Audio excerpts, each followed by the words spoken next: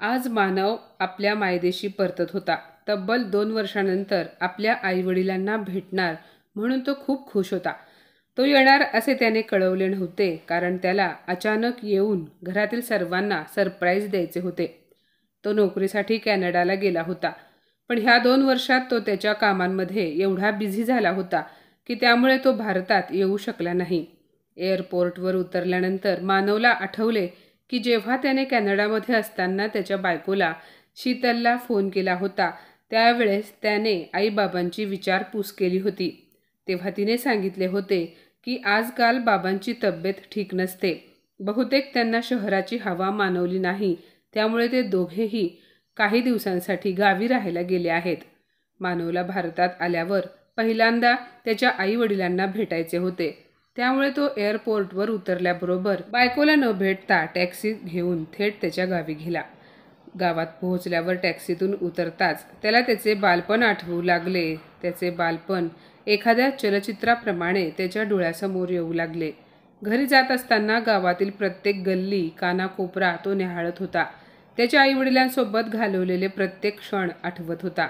मानव टॅक्सीतून उतरला. त्याने पाहिले तर त्याच्या घराला कुलूप होते. तो मनात म्हणाला, आई बाबा कुलूप लावून कुठे गेले असतील. त्यांच्या घराच्या बाजूला राहणाऱ्या रखमा काकू बाहेर अंगणात बसल्या होत्या. त्यांना पाहून मानव काकूंकडे गेला आणि म्हणाला, नमस्कार काकू, कशा आहात? मी बरी आहे बाळा, तू कसा आहेस? त्याने काकूंना वाकून नमस्कार केला. त्याला पाहून रखमा काकूंच्या सुरकुतलेल्या चेहऱ्यावर हसू उमटले. त्यांनी मानवच्या चेहऱ्यावरून हात फिरवला. मानव सारखा त्याच्या घराकडे पाहत होता. ते पाहून काकू म्हणाल्या, काय झाले बेटा, सारखा तिकडे का बघतो आहेस? तो म्हणाला, काकू, माझे आई बाबा कुलूप लावून बाहेर कुठे गेले आहेत का? त्यांनी जाताना तुम्हाला काही सांगितले आहे का? मानवचे बोलणे ऐकून रखमा काकूंना आश्चर्य वाटले. त्या म्हणाल्या, तू असे का बोलत आहेस? तुझे आई बाबा तर शहरात राहतात आणि तुझ्या आईला भेटून मला बरीच वर्ष झाली आहेत. हे ऐकून मानवचा चेहरा पडला. तो म्हणाला, पण काकू, आईबाबांना इकडे गावी येऊन तर खूप महिने झाले आहेत. मग तुम्ही असे का बोलत आहात? काकू म्हणाल्या, बाळा, तुझा काहीतरी गैरसमज झाला आहे. तुझे आईबाबा इथे आलेच नाहीत. खरे तर मलाही सुलभाला भेटायची खूप इच्छा आहे. बऱ्याच वर्षांपासून आमची गाठ भेट नाही. हे ऐकून मानवला आश्चर्य वाटले. तो खूप विचारात पडला. ठीक आहे, मी जरा जाऊन येतो, असे बोलून तो तिथून बाहेर आला. त्यानंतर त्याने गावात ओळखीच्या माणसांना त्याच्या आईबाबांबद्दल विचारले, पण ते सर्वजण तेच बोलले जे रखमा काकू बोलल्या होत्या. शेवटी आईबाबा कुठे असतील हा विचार करून त्याने त्याच्या बायकोला फोन लावला, पण तिचा फोन स्विच ऑफ येत होता. त्याने अनेकदा फोन लावला, पण तिचा फोन काही लागला नाही. त्यामुळे मानव खूप निराश झाला. तो पुन्हा टॅक्सीत बसला आणि शहराकडे जायला निघाला. मानव खूप अस्वस्थ झाला होता. त्याला त्याच्या आईबाबांची काळजी वाटत होती.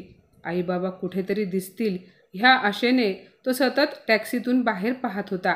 गाव सोडून पुढे आल्यानंतर वाटेत त्याला एक गणपतीचे मंदिर दिसले. त्याच मंदिरात तो लहान असताना त्याच्या आईबाबांसोबत गणपतीचे दर्शन घेण्यासाठी जात होता. त्याने ड्रायव्हरला टॅक्सी थांबवायला सांगितली. मानव टॅक्सीतून खाली उतरला. ते मंदिर पाहून त्याला त्याच्या आईबाबांची खूप आठवण येऊ लागली. मानव मंदिरात दर्शनासाठी गेला. बाप्पाला नमस्कार करून मंदिराच्या ओट्यावर येताच त्याने तिथे खूप गर्दी पाहिली. तिथे काही लोक मंदिराच्या ओट्यावर बसणाऱ्या गरिबांना प्रसाद वाटत होते आणि अनेक गरीब आणि भुकेले लोक तेथून प्रसाद घेऊन खात होते. तेव्हा मानवची नजर एका माणसावर पडली, ज्याची अवस्था खूपच दयनीय झाली होती. त्या माणसाचे कपडे मळलेले होते, त्याची दाढी आणि नखे वाढली होती आणि त्याला व्यवस्थित चालताही येत नव्हते. पण तरीही तो गर्दीत शिरून प्रसाद घेण्याचा प्रयत्न करत होता. पण कसा तरी प्रयत्न करून तो गर्दीत घुसला आणि प्रसाद घ्यायला पोहोचला. तोपर्यंत प्रसाद संपला होता. तो म्हातारा निराश होऊन तिथेच बसला. त्याच्या डोळ्यातून अश्रू वाहू लागले. त्या म्हाताऱ्यावर मानवला खूप दया आली. मानव त्याच्याकडे धावत गेला आणि त्याने पाठीमागून त्या म्हाताऱ्याच्या खांद्यावर हात ठेवला आणि म्हणाला, बाबा, तुम्ही काळजी करू नका, मी तुमच्यासाठी जेवण आणतो. मानवचे बोलणे ऐकून तो म्हातारा जसा मागे वळला आणि मानवने त्याला पाहिले तेव्हा त्याला धक्का बसला. तो म्हातारा त्याला ओळखीचा वाटत होता. त्या म्हाताऱ्यामध्ये मानवला त्याच्या वडिलांची झलक दिसली. अचानक मानवच्या हृदयाचे ठोके वेगाने वाढू लागले. मानवने त्या म्हाताऱ्याकडे लक्षपूर्वक पाहिले तेव्हा त्याला खूप मोठा धक्का बसला. मळक्या कपड्यातील तो म्हातारा दुसरा तिसरा कोणी नसून त्याचे वडील विनायकराव होते. त्याच्या वडिलांच्या चेहऱ्यावर असंख्य सुरकुत्या पडल्या होत्या. गाल आत गेले होते आणि शरीराचा फक्त एक सापळा झाला होता. मानवचा त्याच्या डोळ्यांवर विश्वासच बसत नव्हता. मानव त्याच्या बाबांना म्हणाला, बाबा, तुम्ही या अवस्थेत इथे कसे आलात आणि आई कुठे आहे, कशी आहे? असे बोलत मानवने वडिलांना मिठी मारली. तेव्हा विनायकरावांनी त्याला रागाने स्वतःपासून दूर केले आणि म्हणाले, आमच्या ह्या अवस्थेला फक्त तू जबाबदार आहेस आणि आता कशासाठी आला आहेस? तुला तुझ्या आईवडिलांची दया आली आहे की त्यांच्या परिस्थितीवर हसायला आला आहेस? किंवा मग तुझे आईवडील जिवंत आहेत की मेले आहेत हे पाहायला आला आहेस? मानव म्हणाला, नाही बाबा, असे बोलू नका. मला तुम्ही कोणत्या अवस्थेत आहात याबद्दल काहीच माहिती नव्हते. विनायकरावांना खूप राग आला होता. ते म्हणाले, ठीक आहे, तू म्हणतोस त्याप्रमाणे तुला आमची अवस्था माहिती नव्हती असे समजू, पण आम्हाला इथे येऊन जवळपास 3 महिने झाले आहेत. तू तुझ्या बायकोला रोज घरी फोन तर करत असशील ना? मग तुझ्या बायकोला आमच्याबद्दल विचारणे तुला गरजेचे नाही का वाटले? मानवचे डोळे पाण्याने भरले. तो म्हणाला, नाही बाबा, तुमचा मुलगा तुम्हा दोघांचे प्रेम आणि त्याग विसरला असा विचार तुम्ही का केला? बाबा, मी शीतलला तुमच्याबद्दल विचारले होते तेव्हा तिने मला सांगितले की बाबांची तब्येत ठीक नव्हती. त्यांना शहरातील वातावरण आवडले नाही, त्यामुळे त्यांनी स्वतःहून गावाकडे शुद्ध हवेत राहण्याचा निर्णय घेतला. त्यामुळे ते काही दिवसांसाठी गावी गेले आहेत. तिने हेही सांगितले, मी आईबाबांना जाऊ नका, इथेच राहा असे म्हणत असताना देखील ते गेले आहेत. शीतलने मला हे सर्व सांगितले तेव्हा मी तिच्या बोलण्यावर विश्वास ठेवला, पण मला माहिती नव्हते की माझ्या मागे असे काही होऊ शकते. कृपा करून मला माफ करा बाबा. असे बोलून मानवने वडिलांचे पाय धरले आणि तो रडायला लागला. त्याने आईबद्दल विचारले असता बाबा मानवला सोबत घेऊन सुलभाताईंकडे पोहोचले, ज्या मंदिराच्या बाहेर असलेल्या झाडाखाली जुन्या चादरीवर बसल्या होत्या. आपल्या आईला अशा अवस्थेत पाहून मानवचे डोळे भरून आले. तो रडवेल्या आवाजात म्हणाला, आई.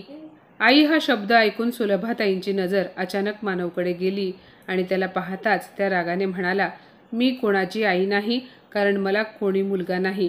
मग तुझी हिंमत कशी झाली मला आई म्हणायची? हे बघ, तू जा इथून. तू आमचा कोणीही लागत नाहीस आणि आता असे समज की आम्ही दोघेही तुझ्यासाठी मेलोय. जा इथून. तेव्हा मानव रडायला लागला आणि त्याने आईचे पाय धरले. तो म्हणाला, आई, तुझ्या या नालायक मुलाला फक्त एकदा माफ कर. खरे तर ही माझीच चूक होती की मी शीतलवर आंधळा विश्वास ठेवला आणि तिच्यावर विश्वास ठेवून तुमच्या दोघांची जबाबदारी तिच्यावर टाकून मी परदेशात गेलो. पण मला माहिती नव्हते की मी तुम्हाला भेटेन तेव्हा तुम्ही मला अशा अवस्थेत सापडाल. आई, आज मी शपथ घेतो की मी तुमच्या प्रत्येक त्रासाचा हिशोब घेईन. आई, तू जरा विचार कर, तुझा मानव तुझ्याशी असे कधी वागू शकेल का? तुला अशा अवस्थेत पाहून मला काय त्रास होतोय हे फक्त मलाच ठाऊक आहे. असे म्हणत मानवने आईला घट्ट मिठी मारली आणि तो ढसाढसा रडू लागला. त्याने आईवडिलांना टॅक्सीत बसवले आणि तो आधी त्यांना एका चांगल्या हॉटेलमध्ये घेऊन गेला. तिथे आईबाबांना पोटभर जेवण दिले आणि त्यांच्या राहण्याची व्यवस्था एका हॉटेलमध्ये केली. एवढे आलिशान हॉटेल पाहून विनायकराव आणि सुलभाताई आश्चर्यचकित झाले. मानव म्हणाला, आई बाबा, तुम्ही इथे आरामात राहा. इथे सगळी सोय आहे. सर्व काही व्यवस्थित झाल्यावर मी तुम्हाला घरी घेऊन जाईन, पण त्याआधी मला तुमच्यासोबत काय काय घडले हे सांगा, म्हणजे मलाही समजेल. बाबा म्हणाले, बाळा, मी तुला आता काय सांगू? शीतलने आमच्यासोबत काय काय केले आहे. तू गेल्यानंतर 4-5 महिने ती आमच्यासोबत चांगली वागली. तिचे आमच्यावरचे प्रेम पाहून आम्ही स्वतःला खूप भाग्यवान समजत होतो आणि प्रत्येक क्षणी देवाचे आभार मानत होतो की आम्हाला असा मुलगा आणि सून लाभली आहे. पण आम्हाला काय ठाऊक होते की सुनेची छान वागणूक फक्त काही दिवसांसाठीच होती. तू आणखी 2 वर्ष कॅनडामध्ये राहणार आहे हे समजल्यावर तिचे आमच्यासोबतचे वागणे बदलले. सूनबाई दिवसभर तिच्या आईबरोबर फोनवर बोलायची आणि घरातील सगळी कामे तुझी आई एकटी करत होती. विनायकराव पुढे म्हणाले, बाळा, शीतल दररोज आम्हाला कोणत्याही गोष्टींवरून त्रास देत होती आणि जर तुझी आई काही बोलली तर ती घरात गोंधळ घालायची. एके दिवशी सकाळी आम्ही झोपेतून उठलो तेव्हा आम्ही पाहिले की शीतल घरात नाही. आम्ही तिला घरभर शोधले पण ती कुठेच नव्हती. मी तिला फोन केला पण तिने तो फोन घेतला नाही. कुठे गेली? ती व्यवस्थित तर असेल ना? ह्या भीतीने आम्ही दोघेही घाबरलो होतो. ती जेव्हा दुपारी घरी आली तेव्हा आमचा जीव भांड्यात पडला. आम्ही पाहिले की तिच्या हातात एक मोठी बॅग होती. बॅग पाहून मी तिला विचारणारच होतो की तेवढ्यात तीच म्हणाली, आई बाबा, तुम्ही आत्ता लगेच तुमचे सामान तुमच्या रूममधून काढून स्टोअर रूममध्ये ठेवा. आजपासून तुम्ही दोघे हॉलमध्ये झोपणार आहात, कारण आजपासून माझी आई ह्या घरामध्ये राहणार आहे. त्यामुळे तिच्यासाठी तुमची रूम खाली करा. हे ऐकून विनायकराव आणि सुलभाताई खूप आश्चर्यचकित झाले. विनायकराव म्हणाले, काय झाले सुनबाई, आम्ही का बरं हॉलमध्ये झोपायचे? तुझी आई काही दिवसांसाठीच आली असेल तर एक काम कर, तुझी आई आणि सुलभा दोघी आतल्या खोलीमध्ये बेडवर झोपू देत आणि मी इथे बाहेर हॉलमध्ये झोपतो. विनायकराव म्हणाले. तेव्हा शीतल म्हणाली, मी कधी म्हणाले की माझी आई इथे काही दिवसांसाठी आली आहे? हे घर माझे आहे आणि त्यामुळे माझी आई आता कायमची इथेच माझ्या घरीच राहणार आहे. त्यामुळे तुम्ही जास्त बोलू नका, मी जे सांगितले आहे ते ऐका. शीतलला खूप राग आला होता. विनायकराव म्हणाले, सुनबाई, तुला माहिती आहे ना, सुलभाची तब्येत ठीक नसते. अगं, सकाळपासून तिच्या पाठीत खूप दुखत आहे, त्यामुळे तिला जमिनीवर झोपले जाणार नाही. शीतल आधीच रागात होती. ती म्हणाली, हे बघा, मला जास्त बोलायला लावू नका. लवकरात लवकर खोली रिकामी करा, नाहीतरी ह्या घराचे दरवाजे उघडे आहेत. तुम्ही दोघे तुमची व्यवस्था दुसरीकडे करू शकता. सुनेचे बोलणे ऐकून सुलभाताईंना खूप राग आला. त्या रागाने म्हणाल्या, कृपा करून तुम्ही मानवला फोन करा, मला त्याच्याशी बोलायचे आहे. बेटा, हे प्रकरण झाल्यानंतर मी तुला किती वेळा कॉल केला, पण तुला आमच्याशी बोलायला वेळच नव्हता. हे ऐकून मानव आश्चर्यचकित झाला आणि म्हणाला, पण आई बाबा, मला तुमचा एकही फोन आला नाही. तो पुढे म्हणाला, अरे हो, मला आठवले, माझा फोन नंबर बदलला होता आणि मी शीतलला याबद्दल सांगितलेही होते. तेव्हा विनायकराव म्हणाले, पण बेटा, सुनेने आम्हाला याबद्दल काही सांगितले नाही. आतापर्यंत आम्ही विचार करत होतो की तू बदलला आहेस, तूही आमच्यापासून तोंड फिरवले आहेस. मग सुलभाताई म्हणाल्या, बाळा, मी अनेकदा सुनबाईला तुझ्याशी आमचे बोलणे करून द्यायला सांगितले होते, पण तेव्हा शीतल म्हणाली, का माझी चुगली करायची आहे का तुमच्या मुलाकडे? माझ्या नवऱ्याला काय तेवढ्याच काम आहे का? तो तिथे काम करायला गेला आहे, आराम करायला नाही. आणि तुमच्या माहितीसाठी सांगते, मी त्याला विचारूनच माझ्या आईला इथे आणले आहे. मानव म्हणाला, होय बाबा, हे खरे आहे. शीतल तिच्या आईला आपल्या घरी घेऊन येणार आहे हे तिने मला आधीच सांगितले होते, कारण तिचा भाऊ आणि वहिनी तिच्या आईची काळजी घेत नव्हते, तिच्याशी भांडत होते. पण बाबा, जर मला माहिती असते की शीतल तिच्या आईसाठी तुम्हाला तुमच्या खोलीतून बाहेर काढणार आहे, तुम्हाला त्रास देणार आहे, तर मी तुमच्यासोबत हे कधीच होऊ दिले नसते. मग विनायकराव डोळ्यात पाणी आणून म्हणाले, बेटा, शीतलने आमची अशी अवस्था केली होती की आमच्याकडे दुसरा पर्याय उरला नव्हता. मग आम्ही ठरवले, जर 4 घास खायचे असतील तर सुनेचे ऐकावेच लागेल. त्यामुळे आम्ही आमची खोली रिकामी केली, आमचे सामान अडगळीच्या खोलीत ठेवले. विनायकराव म्हणाले, बेटा, एके दिवशी तुझ्या आईला ताप आला होता आणि मी दिवसभर तिच्याजवळ बसून होतो. कपाळावर थंड पाण्याच्या पट्ट्या ठेवत होतो. सुलभा आजारी होती, त्यामुळे सगळी घरातील कामे खोळंबली होती. सुनबाई आली आणि म्हणाली की हे काय, ह्या अजून झोपल्याच आहेत? हे बघा बाबा, आईंना आज छान जेवण बनवायला सांगा. मग मी म्हणालो, तुला दिसत नाही का तुझी सासू आजारी आहे? अगं, तू तिची सेवा करायला पाहिजे, तर उलट तूच तिला काम सांगते आहेस. तेव्हा तिची आई मला म्हणाली, ए म्हाताऱ्या, तू जाऊन तिच्यासाठी औषध आण.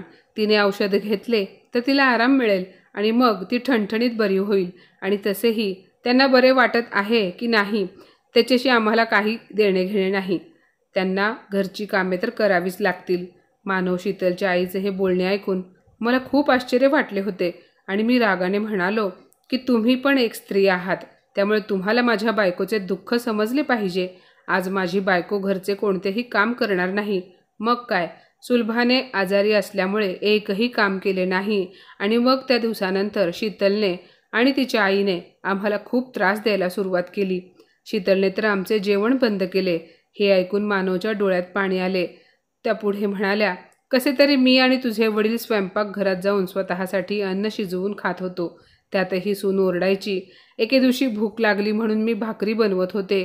ते पाहून सुनबाई आणि तिची आई स्वयंपाकघरात आली आणि मला मोठ्या आवाजात म्हणाली, म्हातारे, फुकटच्या भाकऱ्या खायला लाज वाटत नाही का?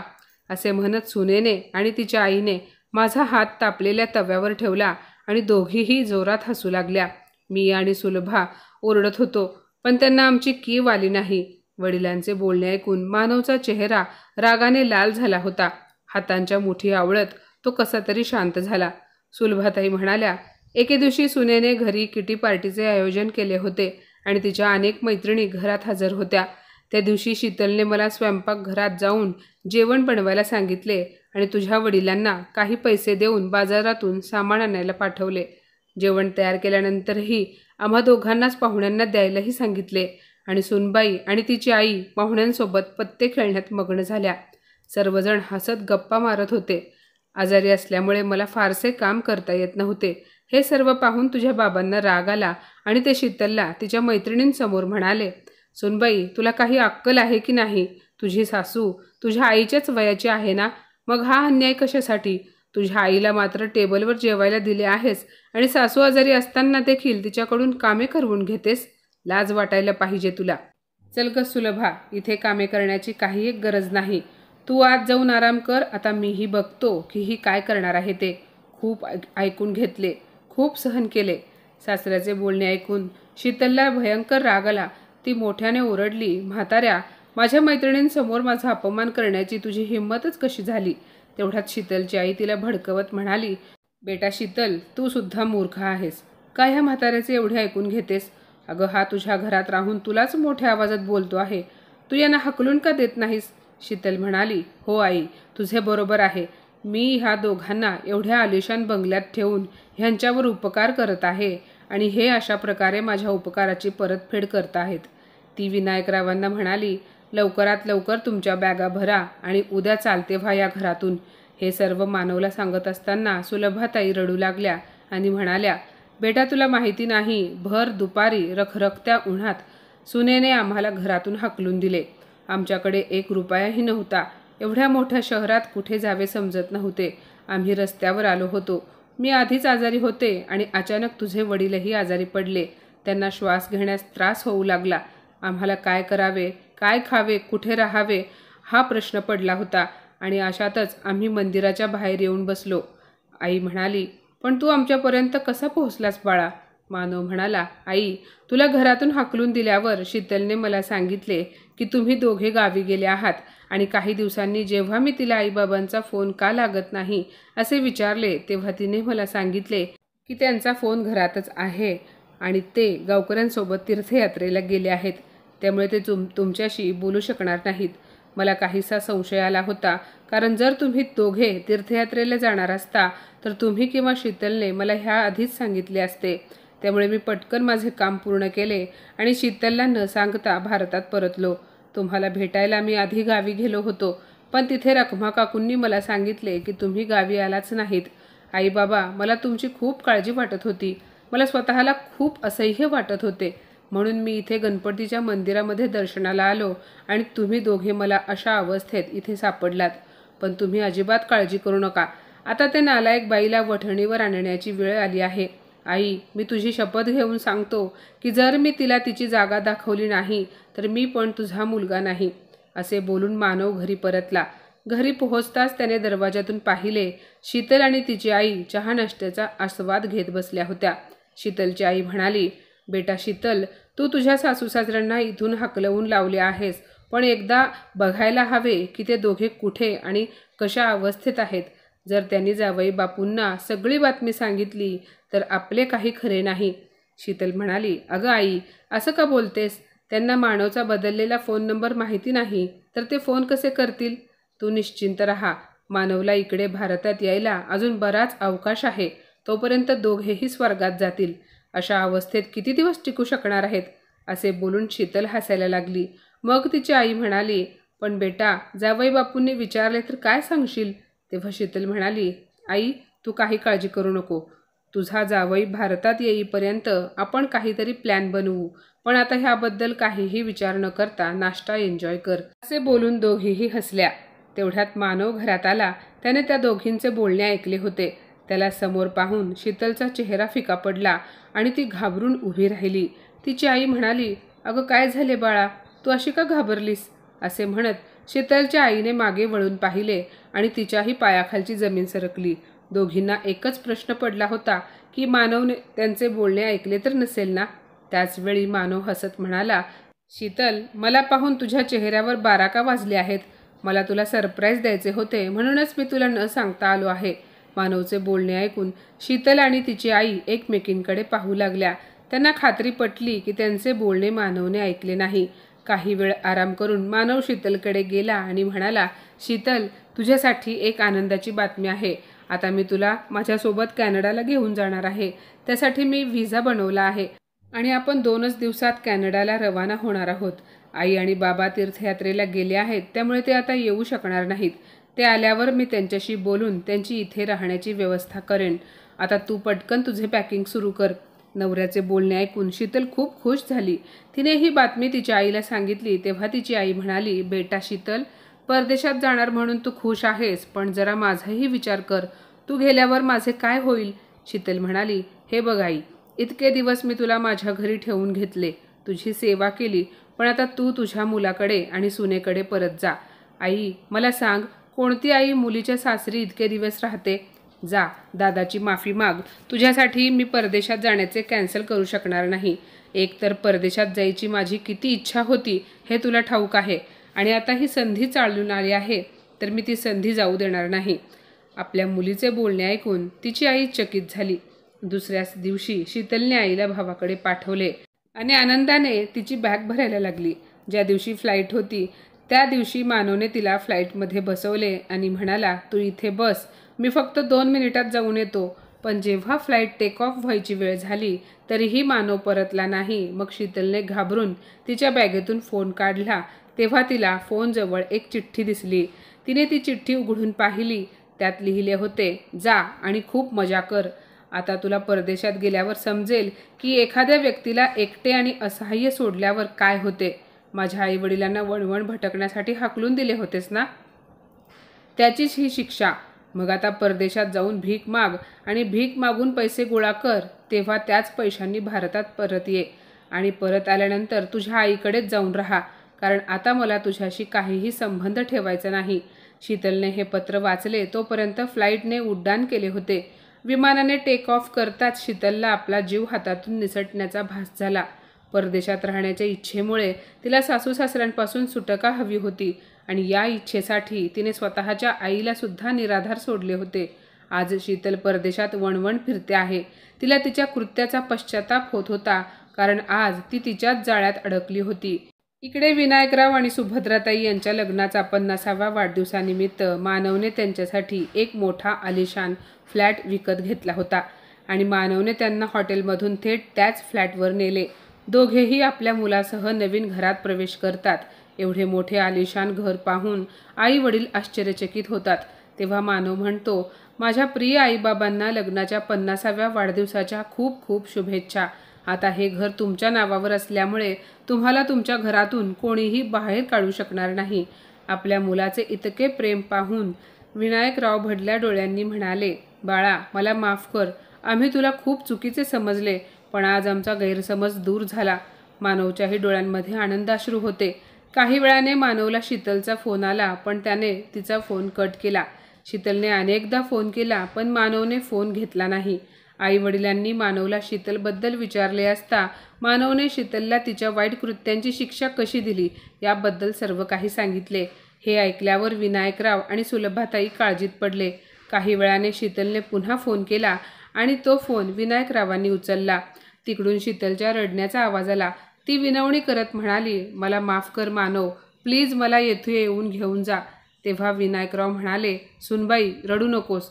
सासऱ्याचा आवाज ऐकून शीतल मोठमोठ्याने रडू लागली. ती म्हणाली, बाबा, मी तुमच्याशी खूप वाईट वागले आणि त्याची शिक्षा मला मानवने दिली आहे. मला मानवने एकटे सोडले आहे. त्यांनी माझ्याशी सगळे संबंध संपवले आहेत. प्लीज त्यांना समजावून सांगा. मी इथे खूप अडचणीत आहे बाबा. मला चांगली अद्दल घडली आहे. मी शपथ घेते की आजपासून मी तुम्हा दोघांना कोणताही त्रास होऊ देणार नाही. शीतलचे बोलणे ऐकून विनायकराव आणि सुलभाताई यांना वाईट वाटले. त्यांनी आपल्या मुलाला शीतलला भारतात आणण्यासाठी व्यवस्था करण्यास सांगितले. 4 दिवसांनी शीतल घरी पोहोचली. तिने सासू सासऱ्यांचे पाय धरून माफी मागितली आणि आता दोघांचीही चांगली सेवा करू लागली. पण आईवडिलांमुळे मानवने जरी शीतलला घरात घेतले असले तरी शीतल त्याच्या मनातून पूर्णपणे उतरली होती. त्याने आईवडिलांना स्पष्ट सांगितले की माझ्या आईवडिलांना त्रास दिलेल्या बाईसोबत मी संसार करू शकणार नाही. सुलभाताईंनी विनायकरावांनी त्याला खूप समजावले, पण मानव ऐकायला तयार नव्हता. शेवटी त्याने शीतलला घटस्फोट दिला. आज एका मुलाने जगासमोर आदर्श ठेवला होता. मात्र जेव्हा शीतल आईकडे गेली तेव्हा तिला समजले की तिच्या भाऊ आणि भाऊजाने आईला वृद्धाश्रमात पाठवले आहे. त्यामुळे तीही आज आईसोबत आश्रमात राहते. इकडे मानवने शीतलला घटस्फोट दिल्यानंतर दुसरे लग्न केले.